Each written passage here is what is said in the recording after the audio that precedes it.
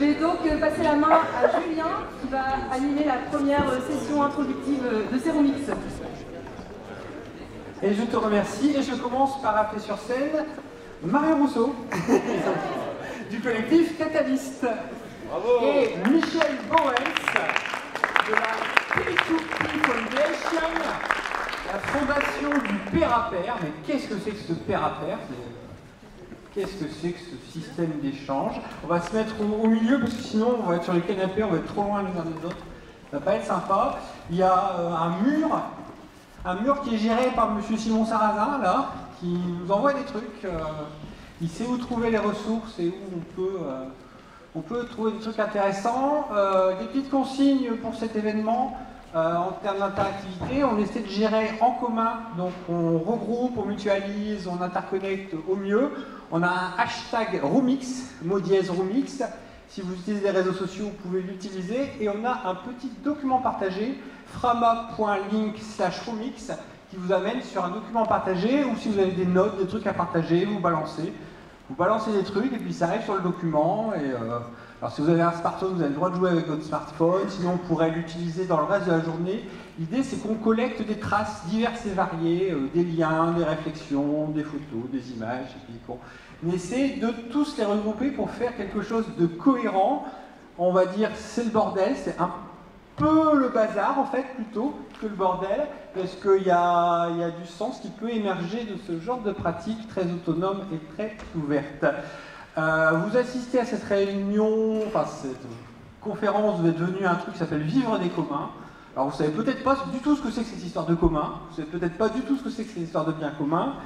On va pas forcément tout à fait y répondre tout de suite, parce que vous avez toute la journée pour essayer de comprendre ça, vous avez des éléments pédagogiques un petit peu, donc vous pouvez vous reporter aux discussions avec des gens, il y a un petit atelier spécifique pour essayer de mieux comprendre cette notion de commun.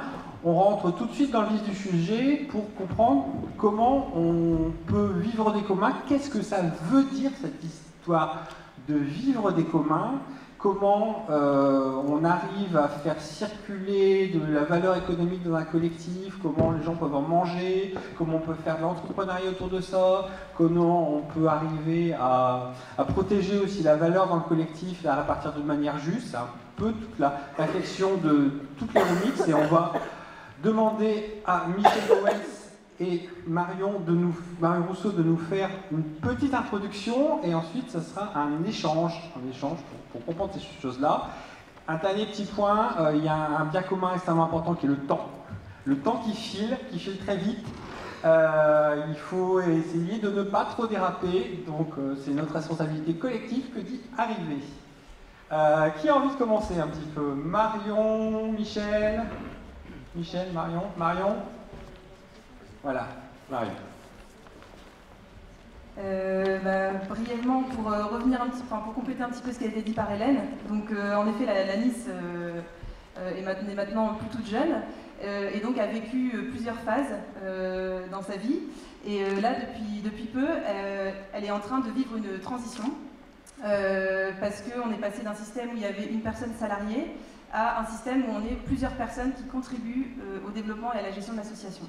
Donc ça rejoint cette idée de vivre des communs parce qu'on s'est dit comment faire aujourd'hui quand on a envie de contribuer à des espaces et à des ressources qu'on appelle des communs. Je pense que Michel va plus détailler le thème que moi, mais des communs ça peut être des formations, des ressources, des espaces, voilà, toutes ces choses qui sont mises en partage. Comment faire pour vivre de notre contribution à ces éléments-là? Et donc on a eu envie de l'expérimenter dans la Nice. C'est des choses qu'on avait déjà mis en pratique de manière assez timide via le collectif Catalyst, où on était dans vraiment une démarche d'exploration, de recherche-action, voilà, on défrichait un petit peu ce sujet-là. Et la Nice a vraiment été un espace qui nous a permis de concrétiser cette expérimentation avec des vraies sommes d'argent, avec des vrais enjeux de manger derrière et de faire que les gens puissent retirer une satisfaction aussi pécuniaire et pour pouvoir en vivre derrière.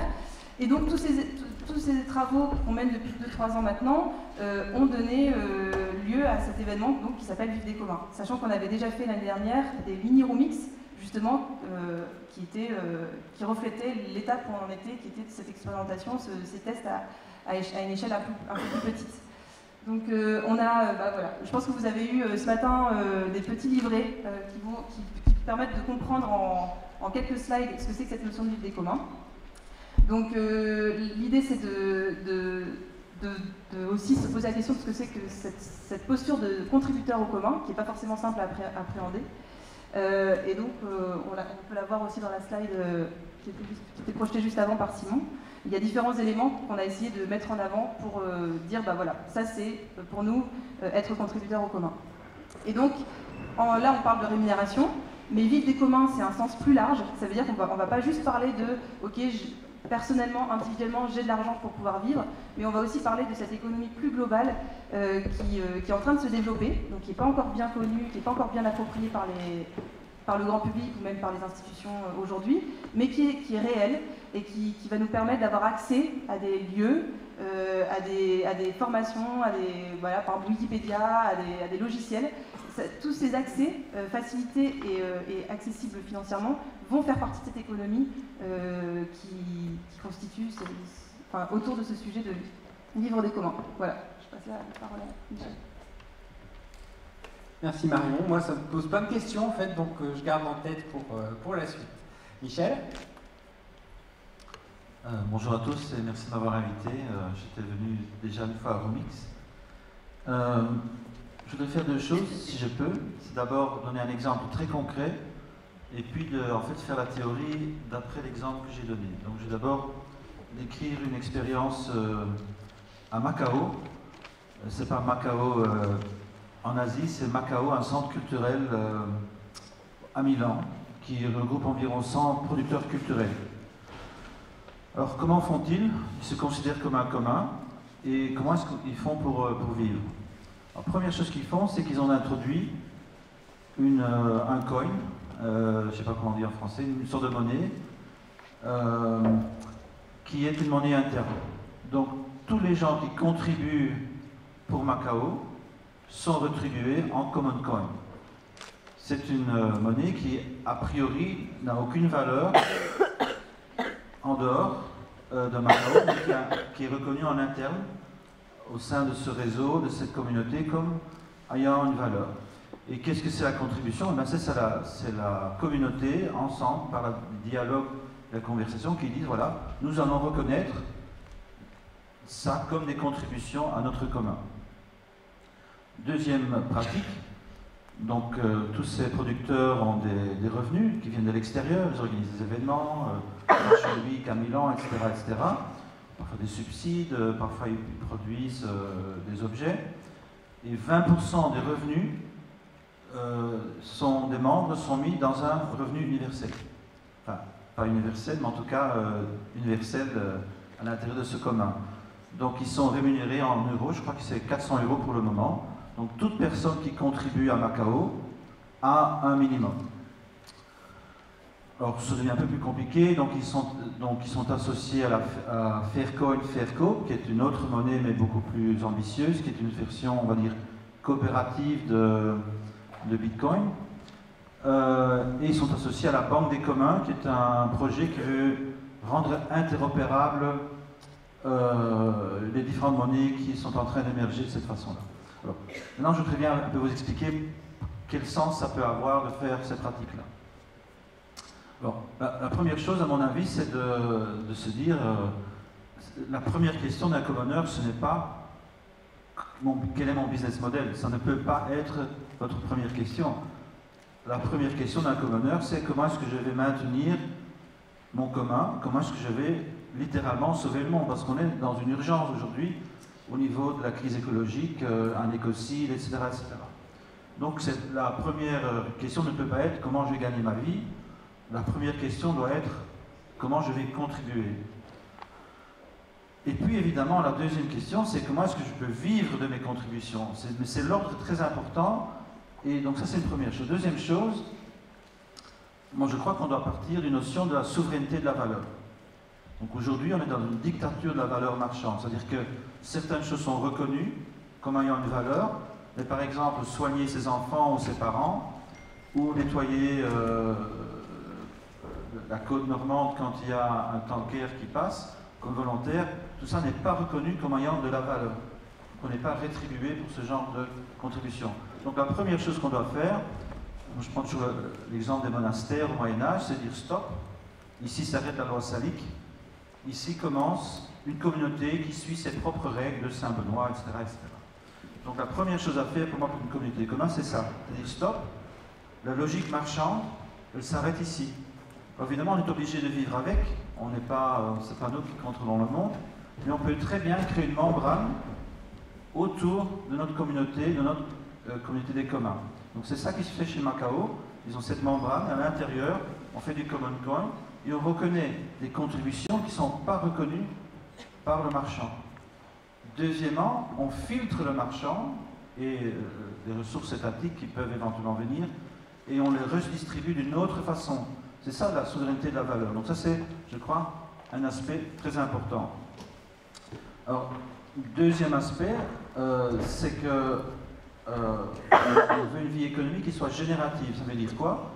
Qu'elle n'est pas extractive. Donc la question n'est pas comment je vais extraire la valeur des échanges, etc. Donc on n'est pas un entrepreneur, on est un entre-donneur. C'est-à-dire comment est-ce que je peux générer des revenus pour soutenir mon commun, ma communauté et les ressources naturelles qu'on utilise. Donc c'est une vision différente de ce qu'est avoir un business model. Ce n'est pas un business model, c'est autre chose. Je n'ai pas de nom pour ça, mais en tout cas, c'est une approche générative par rapport aux personnes humaines et par rapport à l'écologie de la planète. Une des propositions que j'ai faites dans le passé, c'est les licences à réciprocité renforcée. En bref, aujourd'hui, vous pouvez choisir entre le copyleft et le copyright. Le copyleft, c'est on partage tout, et tout le monde peut commercialiser ce qui a été écrit en commun. Le copyright, c'est privatisé. Personne ne peut y toucher, sauf si vous me payez. Alors, on m'a dit, je suis pour le partage absolu de la connaissance. Par contre, je crois qu'il y a, surtout pour l'économie solidaire, c'est-à-dire quand on entre dans le physique, on est dans l'immatériel, on a besoin d'une tête, d'un corps, manger, oui d'accord, enfin on peut vivre chez ses parents et on peut faire de l'open source. Ce qui est le cas aujourd'hui, donc les jeunes Italiens vivent jusqu'à 42 ans chez leurs parents en moyenne. C'est possible.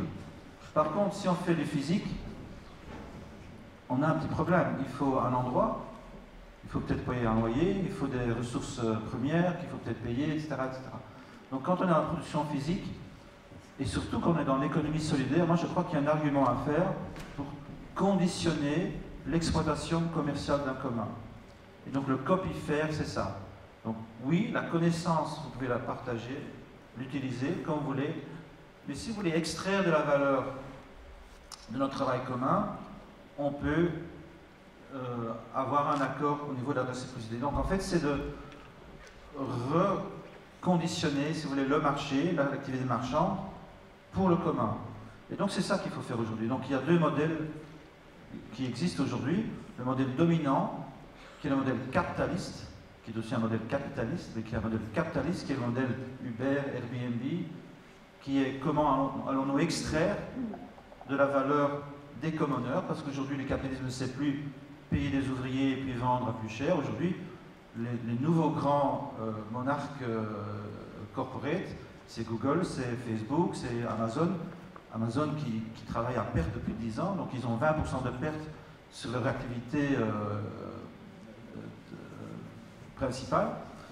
Donc en fait, ce n'est plus des gens qui sont dans la valeur comme on l'a connue il y a 20 ou 30 ans. Aujourd'hui, le nouveau capitalisme, c'est un capitalisme qui est directement exploitateur des communs, qui nous fait échanger sur Facebook, sur Google, machin. Donc c'est nos documents qui sont échangés, c'est nos communications qui sont notre conscience qui est vendue, notre attention qui est vendue, ce sont nos données que nous créons dans notre interaction et qui sont utilisées pour créer de la valeur. Donc on est directement dans un nouveau système où c'est les communs qui sont exploités directement. Donc ça c'est le modèle extractif. Le modèle génératif, c'est ce que j'ai essayé d'expliquer. Alors, donc deux choses. Est-ce que c'est le capitalisme qui va capter la valeur du commun? Ou par contre, on peut s'imaginer que c'est les communs qui vont capter la valeur du système dominant. Donc ça, il y a un mot qui a été inventé pour ça, que je trouve assez intéressant, c'est transvestissement. Donc l'investissement, c'est créer du capital avec du capital. Et transvestissement, c'est est-ce qu'on peut utiliser du capital pour renforcer les communs. Alors je vais peut-être terminer encore avec une petite chose pour finir. Je crois que c'est aussi important de ne pas être focalisé sur l'argent. On a besoin d'argent. Il n'y a aucune communauté aujourd'hui qui est totalement autarcique, mais je crois qu'on peut très bien penser ressources directement. Aujourd'hui, je viens de la Chine, je vais juste vous dire ça en 2 mots. Donc la Chine est en train de devenir un hégémon de biocapacité. La Chine, quand ils font des accords avec l'Équateur où j'étais en 2014, c'est pas l'argent qu'ils cherchent, c'est directement accès aux ressources. Donc on va investir dans votre réseau ferroviaire, mais vous nous payez en pétrole. Et en interne, la Chine a fait son pivot pour ce qu'ils appellent une civilisation écologique. Ils sont loin du compte, mais en tout cas, ils sont en train de changer leur tanker. Et ça veut dire que le prix, ça ne veut rien dire aujourd'hui. Le prix, le pétrole est très bon marché alors qu'il devrait être très cher. Donc si on se focalise sur l'argent, sur les revenus monétaires, on ne peut pas savoir ce qu'il faut faire pour les communs. Et donc moi je crois qu'on doit évoluer vers une logistique partagée. Donc, je termine. La stigmergie qu'on a déjà dans la production immatérielle, c'est-à-dire je sais ce que je dois faire en open source parce que je peux voir tous les systèmes, je sais donc quoi le système besoin, donc je peux contribuer selon mes capacités et ma volonté à ce commun. On peut aujourd'hui le déplacer vers la production matérielle. Donc moi je suis un commun, je produis, j'ai une logistique ouverte et tous les autres commoneurs peuvent s'ajuster et on peut échanger des ressources. Donc comment manger, comment régler son habitat. On ne doit pas uniquement se focaliser sur le monétaire en tant qu'intermédiaire. On peut aussi se focaliser directement sur comment est-ce qu'on va vivre bien et quelles ressources on a besoin pour vivre bien. Et l'argent vient après, mais pas au départ.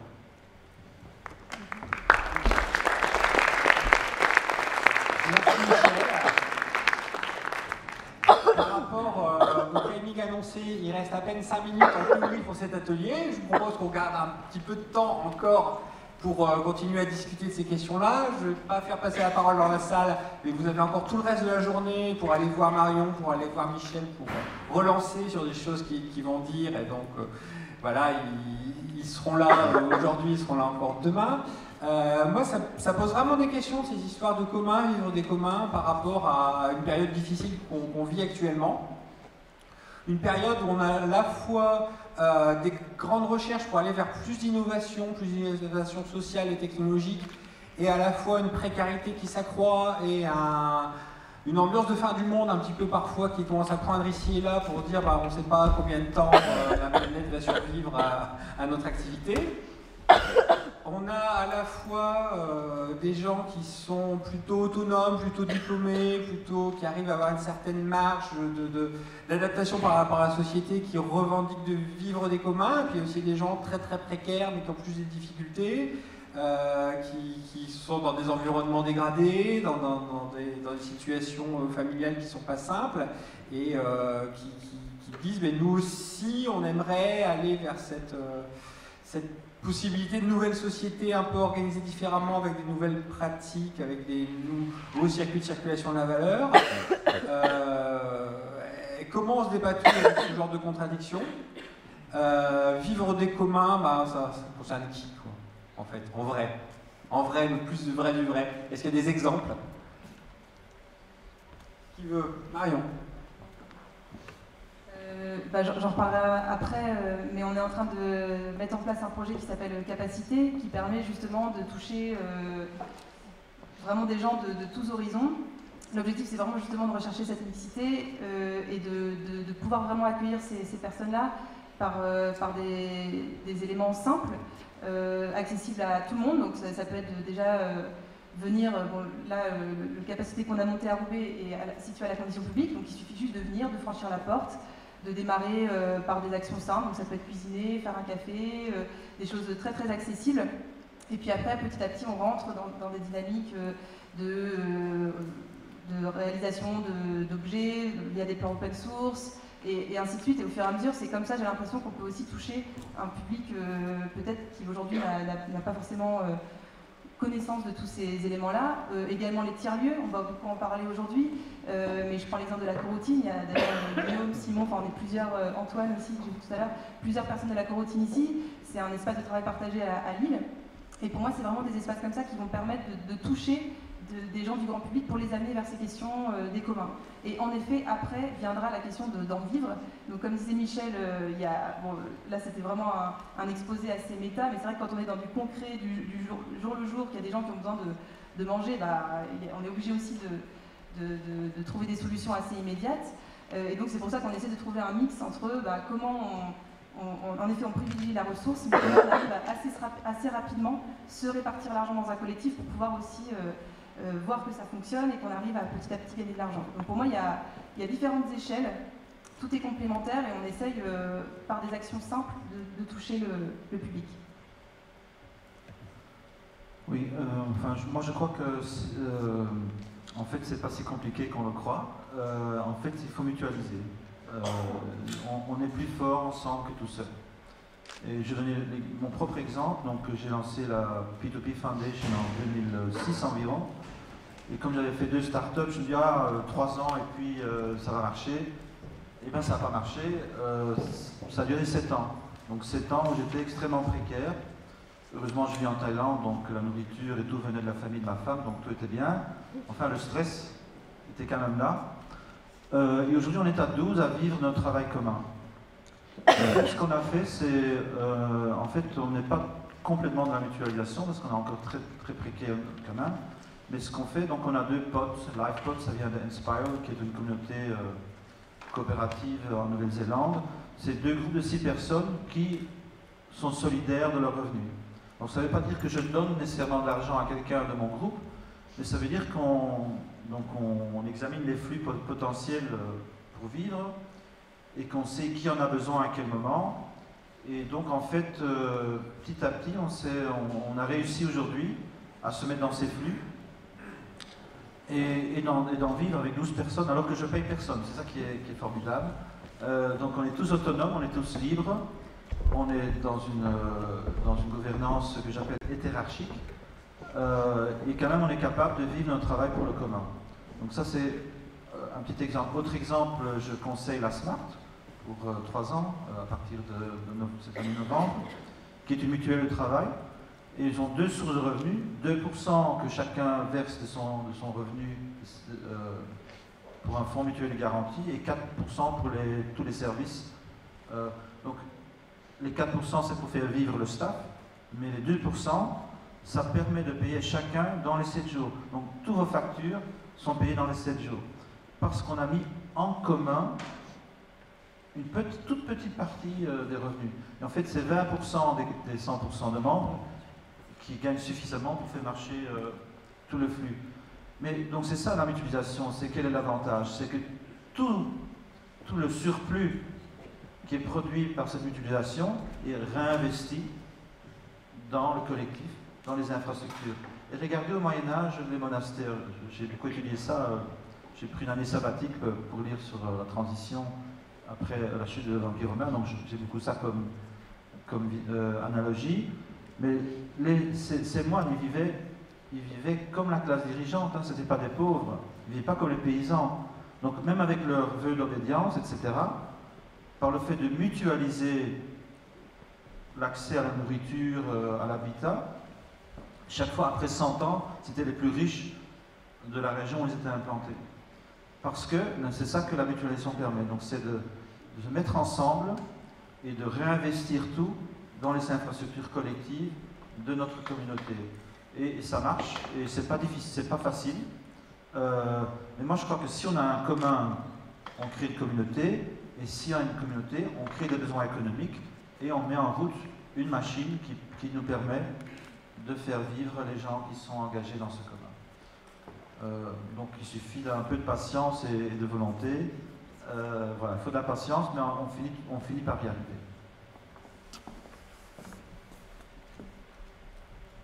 Alors, il faut de la patience, mais on finit par y arriver. Bon. Moi, ça m'arrive de fréquenter des collectifs humains, des organisations, des gens qui se voient pour essayer de faire des choses ensemble. Des fois ça marche, des fois ça marche pas. Puis des fois on est content, puis des fois on n'est pas content, puis des fois il y a des conflits. Des fois on n'est vraiment pas d'accord. Donc déjà c'est assez facile de se disputer quand on a des idées différentes, des valeurs différentes. Comment on peut imaginer que si on rajoute à ça de la valeur économique, si on rajoute à ça des gens qui ont besoin d'argent pour vivre et qui vont tous avoir besoin d'argent pour vivre, avec un argent qui n'est pas très abondant en plus, comment on arrive à s'en sortir? Pour le coup, parce que on a quand même des conflits qui peuvent émerger assez facilement. Comment on résout tout ça?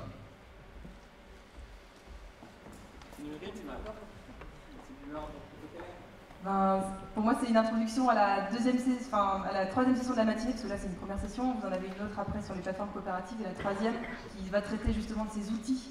Comment on s'outille pour se répartir l'argent dans des collectifs et justement, je ne vais pas dire forcément neutraliser, mais en tout cas assainir les relations et surtout les conflits. Et c'est justement nous un des prérequis pour cette répartition financière, c'est vraiment la transparence. Donc c'est vraiment le fait que toute la communauté soit au fait de ce qui se passe par rapport au flux financier, que les gens puissent voir ce qui a été pris, ce qui reste, comment évolue un petit peu ce flux. Vraiment, on va vraiment aborder ce sujet-là de manière beaucoup plus détaillée avec Libérap, avec CoBudget, et aussi vous allez aborder ces sujets-là aussi pendant la session des plateformes coopératives. Pour comment concrètement on s'outille. Oui, je crois que en fait, c'est pour ça que j'ai parlé brièvement de comptabilité contributive. En fait, on a fait une étude qui s'appelait P2P Value, donc un consortium de recherche avec des fonds de l'Union européenne. On a étudié 300 communautés productives ouvertes et on a vu que 78%, 78% des communautés productives ont ou travaillent à une comptabilité contributive. Et en fait, évidemment, c'est pour éviter les conflits. Donc c'est quoi donc une comptabilité contributive? Donc j'ai parlé au départ de la captation de valeur en externe, donc par des entreprises qui veulent extraire la valeur qui est créée par le commun, mais il y a aussi une captation interne. C'est-à-dire, je vais donner un exemple, 20 personnes, c'est des amis qui aujourd'hui travaillent avec nous, donc c'est Gabriel Translation, donc ils traduisaient de l'espagnol à l'anglais, de l'anglais à l'espagnol gratuitement, des textes sur les communs, pour créer un pont entre ces communautés linguistiques. Et ils avaient une comptabilité, donc c'est facile hein, avec la traduction, c'est un caractère, c'est un point. Et deuxième étape, c'était que, oui, donc vous créez ensemble une valeur commune. Alors il y a un éditeur qui va dire, ben, est-ce que vous ne voulez pas traduire un livre? Et voilà 5 000 € pour traduire le livre. C'est 2 personnes de 20 qui vont traduire le livre. Donc là, vous avez une captation marchande de 2 personnes. C'est vrai qu'ils vont faire le travail, donc c'est pas qu'ils ne méritent pas ces revenus, mais le fait qu'ils ont eu le contrat, c'est le travail de tous qui a permis de créer cette réputation, ce capital de réputation qui fait qu'ils ont une valeur marchande. Et donc là, par exemple, ils ont décidé de remettre 15 ou 20%, je ne me rappelle plus, des revenus dans le pot commun. Donc il y a 2 comptabilités. Ça, j'ai vu souvent aussi. Donc c'est un des moyens, c'est-à-dire voilà, l'activité marchande, vous êtes rétribué, mais il ne faut pas oublier tous ceux qui ont créé la valeur commune. Et donc il y a une comptabilité commune qui rétribue le travail pour le réseau. Il y a une très grande coalition en Angleterre qui s'appelle Ethos Foundation. Ils ont des contrats, mais vraiment des gros contrats de plusieurs millions de dollars, enfin de livres. Et ils ont ça. Voilà. Eux, ils ont trouvé, donc il y a les shares commerciaux et il y a les shares virtuels. Et tous les 5 ans, ils doublent comment dit ça, les shares, les actions. Oui, c'est ça, les actions. Et donc en fait, ça fait que les gens qui ont des actions pour leur travail, pour le commun, vont partager à la valeur. Donc eux, ils sont plutôt capitalistes. Ethos Foundation, c'est Il y a des gens qui sont plus vers le marchand, des gens qui sont plus vers le commun, donc ça dépend des choix, mais c'est la façon dont on trouver. Donc il faut trouver il y a des solutions, et il faut y travailler, et ça ne vient pas tout seul, et donc c'est surtout une question de gouvernance aussi. Peut-être encore vous expliquer comment on fait, et puis j'arrête. Donc nous on a décidé de nous organiser en 5 streams. Chaque stream est autonome. Et donc par exemple, si moi je vois quelque chose au niveau d'un financement d'une recherche, je suis obligé de passer par le stream recherche. On décide ensemble sur Lumio, qui est un mode de décision ouverte, un logiciel ouvert pour de prise de décision. Et donc avec ça, on a un mandat pour le projet. Et pour moi, ce qui est très important, et ça c'est une grosse discussion dans les milieux, c'est combien est-ce qu'on discute et combien est-ce qu'on fait. Donc pour moi, il y a vraiment une exagération, parfois dans le processing, dans l'inclusion, dans le consensus absolu, et une perte d'efficacité. Donc nous, on a décidé de splitter. Donc on a d'abord la discussion, on a la décision, et puis on est en fait autonome par rapport au projet. Du moment qu'on reste dans le mandat qu'on a reçu de la communauté, et pour moi ça protège l'efficacité, parce qu'il y a aussi évidemment beaucoup de discussions qui viennent, des conflits, parce que ça n'avance pas, parce qu'on ne réussit pas, et donc je crois que l'efficacité c'est quelque chose d'important pour les communs aussi.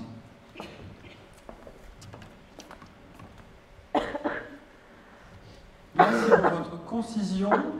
J'ai une question qui me vient au service SVP. On parle de plateforme coopérative. Ça serait bien de réexpliquer ce qu'on entend exactement par des plateformes coopératives.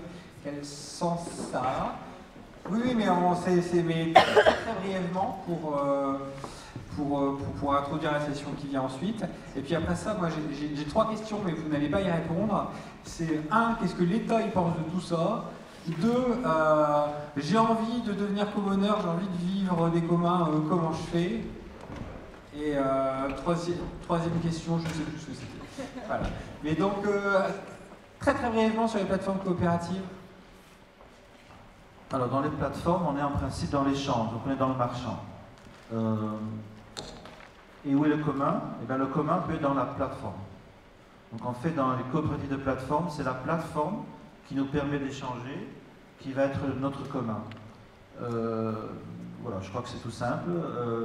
Et l'alternative, évidemment, c'est que la plateforme est une propriété privée qui va extraire et capter de la valeur de nos échanges. Voilà, donc on va échanger, mais le surplus, il va être réinvesti dans toutes les conditions qui permettent ces échanges de continuer. Oui. Et l'État, non? Que pense l'État de ces histoires-là? On va y répondre forcément. Non, ok, ça va. Je vous remercie. Et donc, voilà.